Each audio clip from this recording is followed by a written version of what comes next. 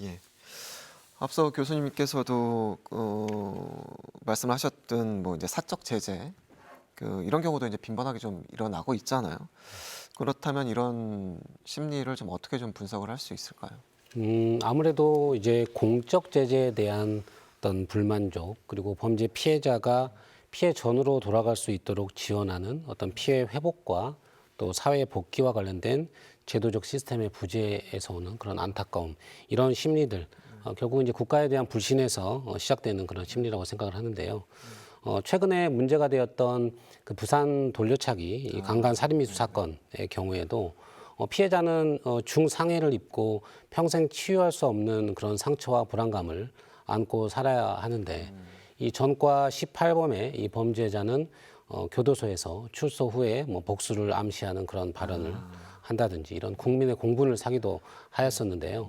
뭐 최종적으로는 징역 20년을 선고받긴 하였지만 이 범인이 출소해서 다시 사회에 복귀 이제 하였는데 어떤 사회적 감시와 안전망이 작동되지 않는다면 그 두려움과 불안감은 피해자만의 몫은 아닐 거라고 생각합니다. 예.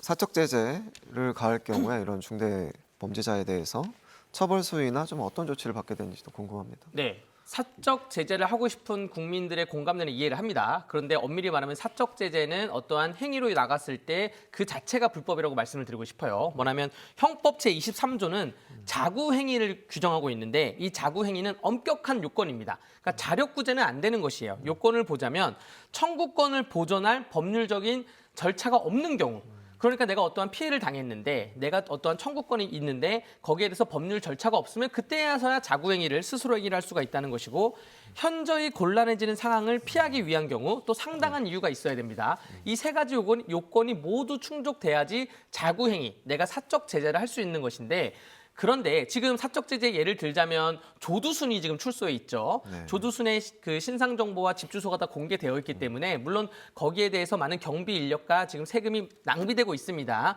거기에 대한 안타까움을 느낀 국민들이 만약에 조두순에 대해서 내가 정의를 실현하겠다, 사적 제재를 하겠다라고 한다면 이것은 그 사적 제재를 한 사람이 형사법적 처벌을 당할 수 있다고 말씀드리고요. 사적 제재에 대해서 그나마 전 국민적인 공감대를 받았던 것이 박기서님이라고 박기서님이 김구 선생님의 살인범인 안두희 씨를 96년에 정의봉이라는 이름으로 정의봉을 들고 때려서 살해한 사건이 있습니다.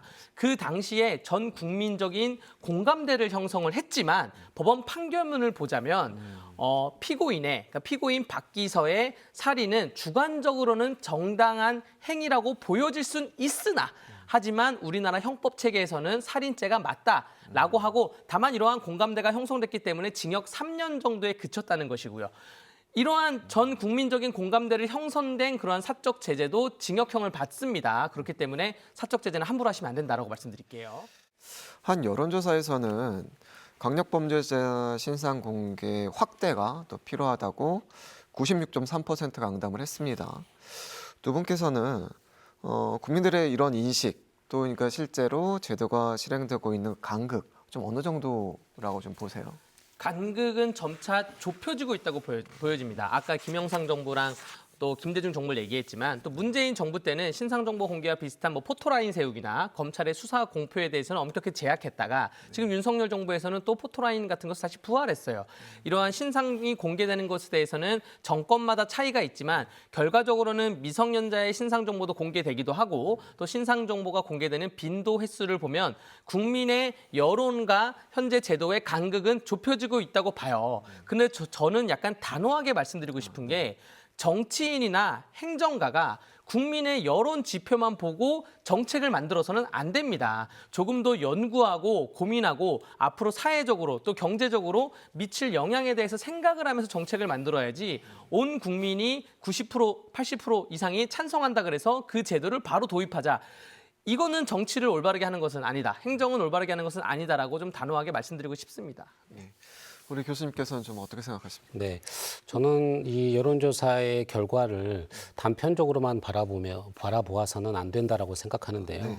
왜냐하면 이제 이 문제는 단순히 이제 신상 공개만의 문제는 아니라고 생각하고요.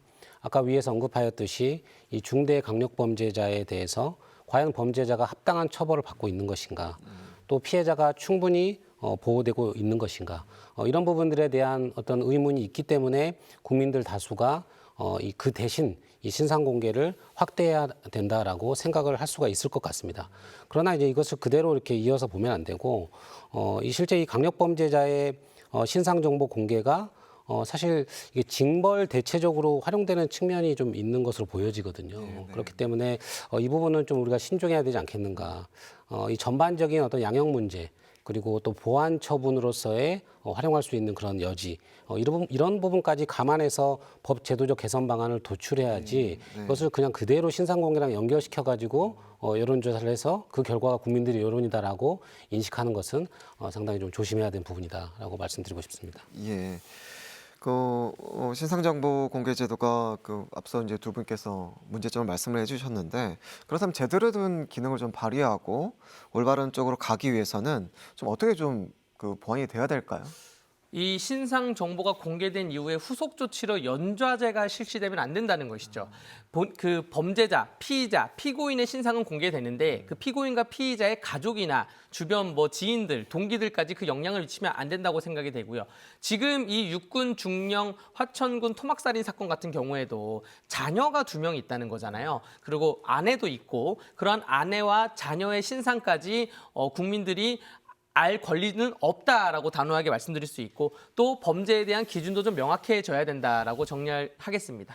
예. 혹시 교수님께서는 좀 참고할 만한 좀 해외 사례나 이런 네네. 것들이 좀 있는지 말씀 좀 해주시면. 현재 특히 이 신상정보 공개에 대한 비판을 받는 부분은 피해자의 얼굴을 강제로 촬영해서 공개하는 그러한 측면들이 이 피해자에 대한 낙인 효과가 이제 크고요. 또 과도한 인격권 침해라는 비판이 있는 것도 사실이죠. 그리고 실제 이렇게 신상 공개를 하더라도 과연 그러면 이제 특별 예방이나 일반 예방적인 그런 측면에서 효과가 있는가? 앞서 말씀드렸던 것처럼 그런 효과는 증명되지 않았고, 오히려 해당 범죄인으로 하여금 이제 본인의 어떤 신상이 드러남으로써 더욱 파괴적인 어떤 행위로 나아가게 할 그런 우려가 있다라는 비판도 있습니다. 그래서 여러 해외 사례를 살펴볼 수 있겠습니다만은 독일의 경우에는 원칙적으로 이 피의자 신분의 신상 정보 공개는 금지를 하고 있습니다. 물론 예외적으로 열어놓고 있는 부분도 있지만 우리가 조금은 벤치마킹 할 수 있는 측면은 이제 영국의 사례라고 볼 수 있을 것 같은데요. 영국에서는 공정한 재판을 받을 그런 이익이 이 언론의 자유의 이익보다 더 우월한 것으로 일단 이제 보고 있고요. 그래서 기소 전에는 이 피의자의 실명을 공개하지 않고 피의자의 나이라든지 거주 지역 이 정도만 이제 공개하고 단계적으로 공개하는 측면들이 있거든요. 그래서 이제 우리 같은 경우에도 중대 범죄라는 이유로 한 번에 피의자의 이름과 얼굴과 나이까지 모든 것을 공개할 것이 아니라 아까 변호사님도 말씀하셨지만 기소나 또는 재판 이후 단계들을 고려해서 이 또 보안 처분의 일환으로서 대처하는 어떤 그런 방안까지 검토를 해서 나가야 되지 않겠나 이런 생각입니다. 예. 첨언을 하자면 네네. 국민의 알 권리는 헌법이 보장하고 있는 언론 출판의 자유부터 나오기 시작하거든요. 근데 우리가 헌법을 만들었을 때는 언론의 형태가 정제화되어 있습니다. 지금 촬영하고 있는 이 방송국도 어떠한 정제화된 그 보도국 방침에 의해서 보도가 되는 것이잖아요. 근데 지금 1인 미디어가 굉장히 급증을 하면서 다양한 플랫폼을 통한 1인 미디어 시대가 오면서 신상 정보를 공개를 했을 때 이 신상 정보가 단순한 정보가 다른 정보들이 붙여가면서 확산이 되면서 그러면서 국민들이 좀 오인할 수 있는 가능성이 많이 발생할 수가 있다는 것이죠. 그래서 여기에 대해서도 좀 우려가 발생할 수가 있다. 좀 첨언하겠습니다. 예.